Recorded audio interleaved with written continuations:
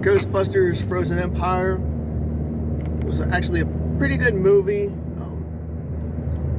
It still missed the ball a little bit at the end, but overall, I was happy with it. Not just for nostalgia purposes, but just in general, the way they set it up. It had all your favorite characters in it, new and old. As you expect, it's going to be more centered around the newer characters, like Paul Rudd and them.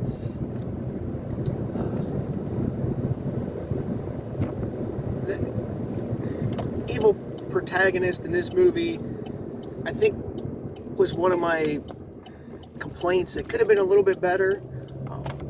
Definitely the fight scene at the end, how they trapped him, like the last couple minutes, it was anticlimactic, but overall, I would say it's good.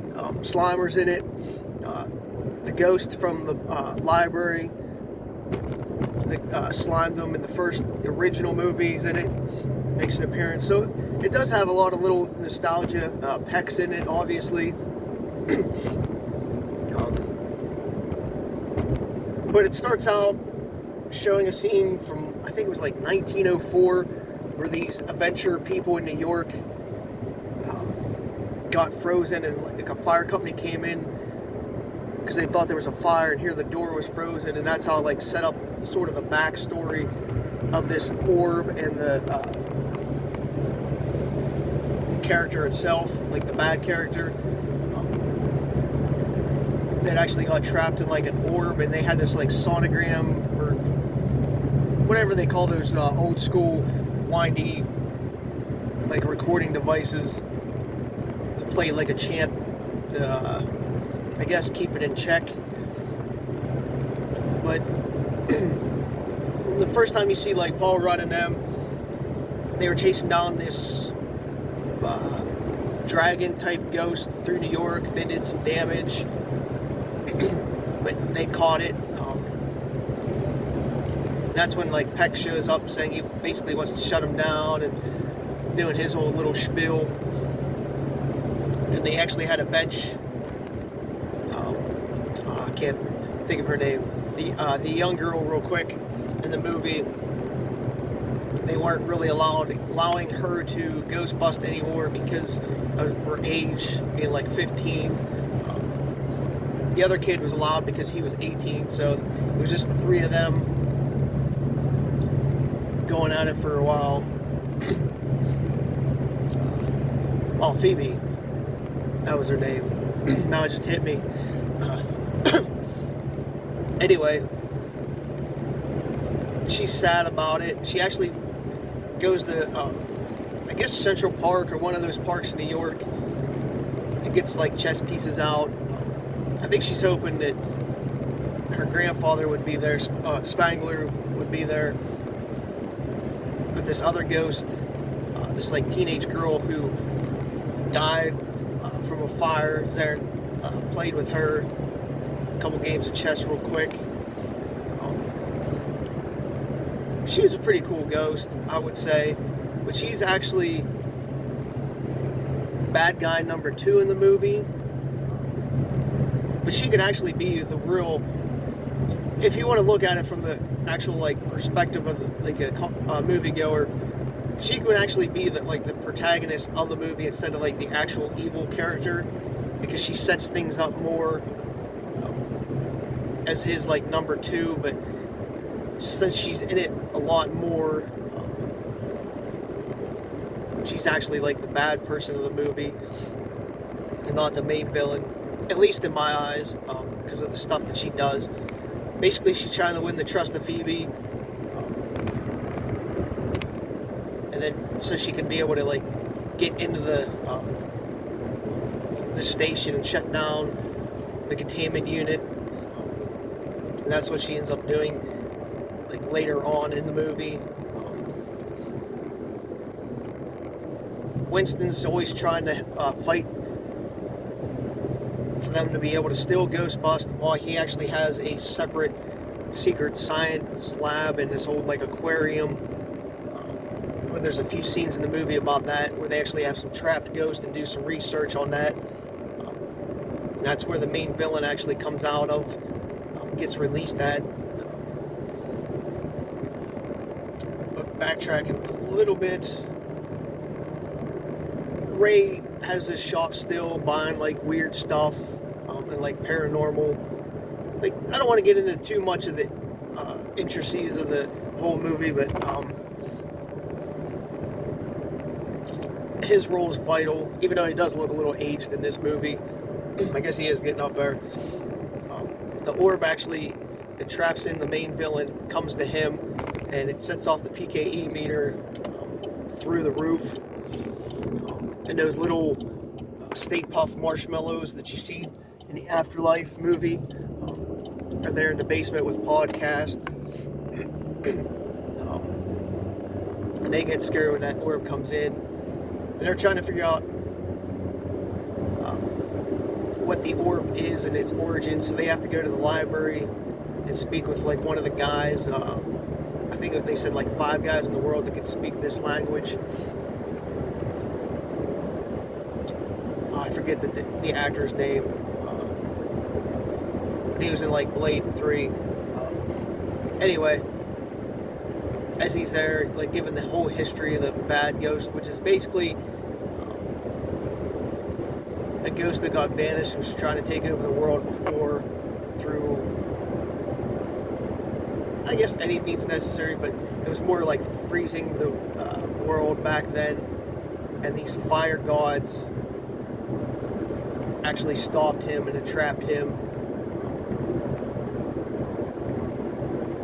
and that's how that gets set up. Like the whole like you really have to watch the movie to understand like how they explain it, because I can't do a really good job in like explaining the details without seeing it another 2 or 3 times. But they did explain it very well, and they did like the animation in like a library book that they opened up. They did that whole thing. So that was pretty neat to actually like hear the history and the backstory, because it did play a vital role, but it also helped you understand the whole movie in general by telling that whole backstory. While they were going to play that old enchantment that entrapped it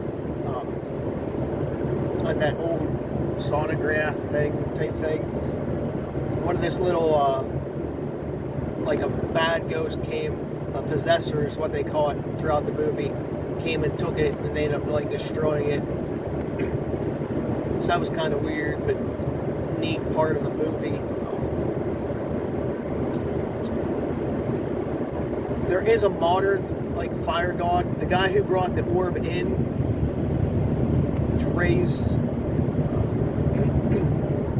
shop, I guess, his grandmother was actually one of the fire gods protecting it in this like brass / copper chamber, and she had like his horns and stuff in like this soundproof chamber, and she was like the watcher of it. So he basically took over the powers of her in the end, because he inherited it, but he didn't really know at the time. He's sort of like just a bum, I guess, until the end. But he's in and out of the whole movie. I'm sort of jumping around.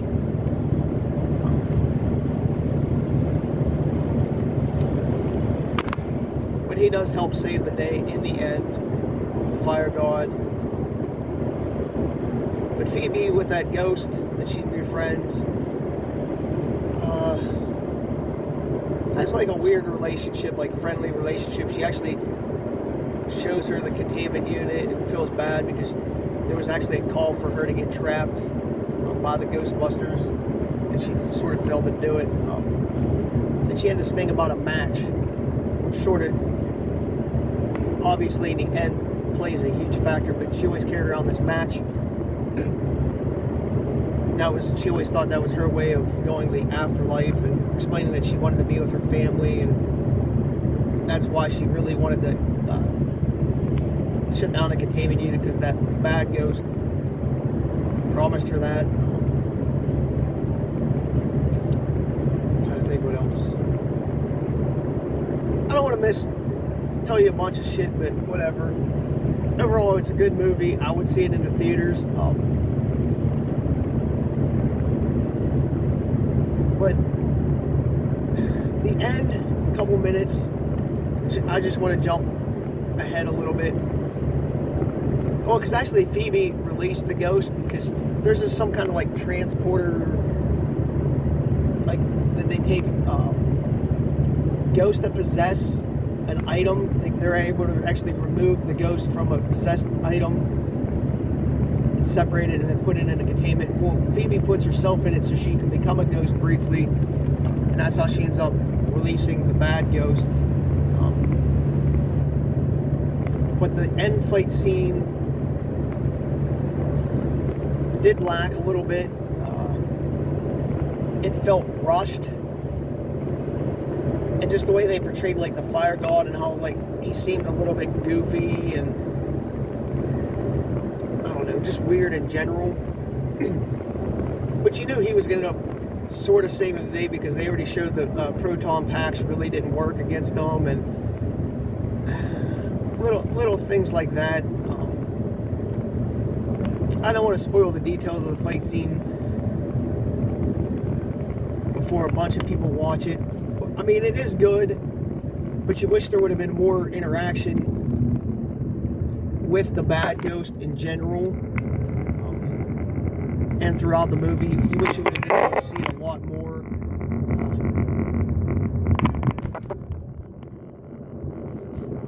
I guess, I don't want to say in person, but throughout the story, not just the last like 10 minutes of the movie. So there was that. And again, the fight scene was just kind of, we're here, we're having it, it's over type deal. So it wasn't too spectacular. But as I said, you shouldn't go see it in the theaters if you really like Ghostbusters. You want the nostalgia factor, and you want to hear like the surround sound. It did really enhance it. CGI did play a factor on a bigger screen for the movie, so I would see it in the theaters if you can. But definitely check it out either way, because if you're a Ghostbusters lover in general, I would say you're going to like this movie, except for that last fight scene where it might feel rushed. The rest is a lot of story building and like the history of the bad ghost, and then just how the Ghostbusters themselves played out in their lives and the things that they ended up to. So I guess it sort of sets it up for future movies. Hopefully there's more, because I like the Ghostbusters franchise in general. I guess we'll see what happens if this makes enough.